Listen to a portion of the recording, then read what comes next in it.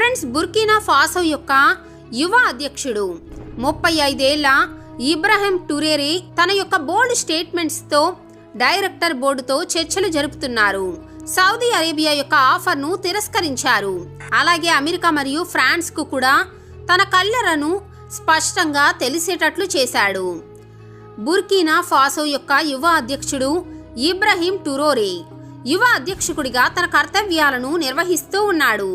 అయితే ఇబ్రాహిం టూరేరీ అధ్యక్షుడిగా మారిన తరువాత యూరోపియన్ దేశాలతో పాటు అమెరికా, ఫ్రాన్స్, అలాగే ఇప్పుడు సౌదీ అరేబియాతో కూడా చర్చలు జరపటం ప్రారంభించాడు. అయితే ఇటీవల ఇబ్రాహిం టూరేరీ ప్రసంగం వైరల్గా మారింది. అతను BBC లండన్, CNN మరియు ది గార్డియన్ కూడా విమర్శిస్తూ ఇంటర్వ్యూలు చేశారు. అలాగే ఇటువంటి మీడియా మూలంగా ఆఫ్రికా వంటి దేశాన్ని ఒక ప్రత్యేకమైన టిపికల్ కంట్రీగా సృష్టిస్తున్నారని ఆరోపణలు కూడా చేశారు. ఇక ఆయన తన ప్రసంగంలో ఏమని చెప్పాడు అంటే, CNN, BBC, ఫ్రాన్స్ 24 ఇటువంటి అన్ని మీడియాలను కూడా నేను చూస్తూనే ఉన్నాను.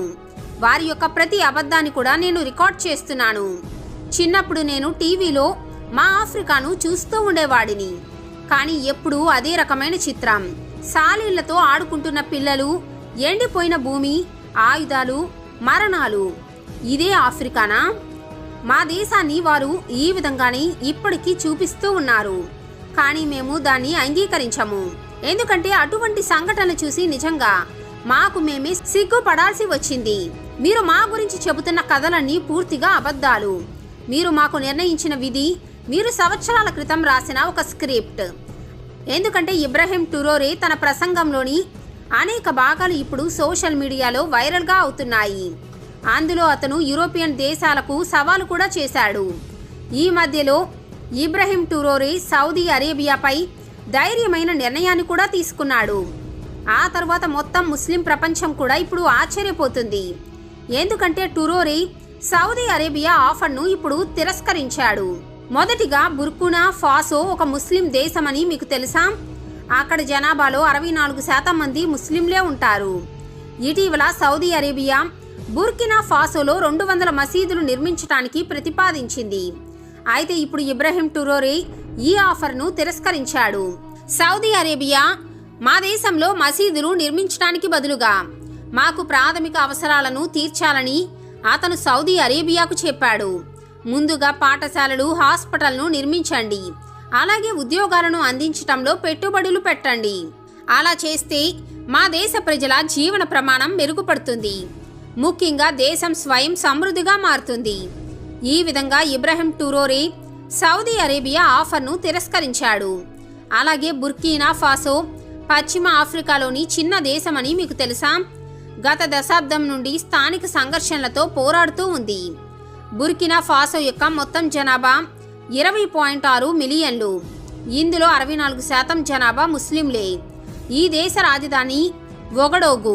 ఇక 2002లో సైన్యం ఇక్కడ సింహాసనాన్ని తిప్పివేసి ప్రభుత్వాన్ని మార్చేసింది. ఆ తరువాత ఇక్కడ పౌర యుద్ధ పరిస్థితి కొనసాగుతూ ఉంది. గత దశాబ్దంలో వేలాది మంది ఇక్కడ చనిపోయారు. 2 మిలియన్లకు పైగా ప్రజలు తమ ఇళ్లను కోల్పోయారు. నార్వేజియన్ మానవతా సంస్థ నివేదిక ప్రకారం గత సంవత్సరం ఈ దేశంలో 8,400 మందికి పైగా చనిపోయారు. అలాగే institute for economic and peace సంస్థ నివేదిక ప్రకారం బుర్కినా ఫాసో ఉగ్రవాదంలో మొదటి స్థానంలో ఉంది. ఆ తర్వాత పాకిస్తాన్ మరియు ఆ తర్వాత సిరియా ఉంది. 2024 డిసెంబర్ 8న బుర్కినా ఫాసోలో ప్రభుత్వం అనేది మారిపోయింది. ఇందులో ప్రధాన కమాండర్ కెప్టెన్ అబ్రహం ట్రూడో ప్రస్తుత ప్రభుత్వాన్ని తొలగించి తానే అధ్యక్షుడిగా మారాడు. ఇక ఈ విధంగా ప్రపంచంలోని ఏ దేశం కూడా ఇప్పటి వరకు అవ్వని విధంగా అత్యంత యువ అధ్యక్షుడిగా మారాడు. ట్రూడో అధికారంలోకి వచ్చిన వెంటనే అమెరికా మరియు ఫ్రాన్స్ను సవాలు చేయటం ప్రారంభించాడు. ప్రైవేటు సంస్థల నుండి తన దేశాన్ని స్వావలంబనగా మార్చడానికి తీసుకున్న ధైర్యమైన నిర్ణయాల కారణంగా అతను ఇప్పుడు ప్రపంచవ్యాప్తంగా ప్రజాదరణ పొందుతున్నాడు. అలాగే అతను యురేనియం మరియు బంగారం అమ్మకానికి కూడా అడ్డుకట్ట వేశాడు. సౌదీ అరేబియా మా దేశంలో 200 మసీదులు నిర్మించడానికి ప్రతిపాదించిన ప్రతిపాదనను కూడా తిరస్కరించాడు. ముఖ్యంగా తన దేశానికి మసీదులు అవసరం లేదని ఉపాధి అవసరమని చెప్పాడు. అబ్రహం ట్రూడో తన దేశం కోసం విప్పిన గళాన్ని విని మీరేమనుకుంటున్నారు? అతని యొక్క నాయకత్వాన్ని చూసి మీకెలా అనిపించిందో తప్పకుండా కామెంట్ చేయండి. అలాగే ఈ వీడియోని లైక్ చేసి జై భారత్, జై హింద్ అని కామెంట్ చేయడం మాత్రం మర్చిపోకండి. వందే మాతరం.